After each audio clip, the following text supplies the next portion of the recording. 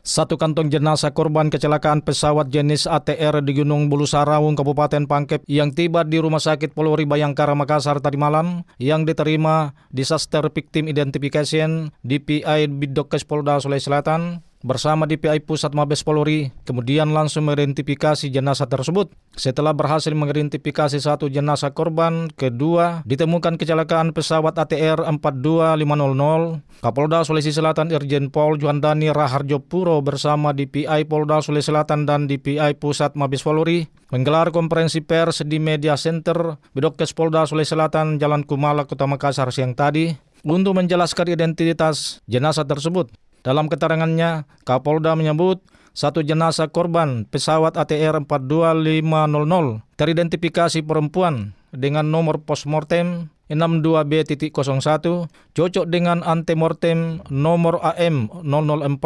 teridentifikasi sebagai Florencia Lolita Wibisono 33 tahun beralamat di apartemen Tower A Bukit 216 Pulau Gadung, Jakarta Timur. Tadi sudah disimpulkan bahwa korban yang teridentifikasi adalah saudari Florencia Lolita Wibisono, adalah pembuktian yang secara saintifik dan pembuktian ini sudah diakui oleh internasional terkait identifikasi korban. Florencia Lolita Wibisono merupakan pramugari pesawat ATR 62500, salah satu korban.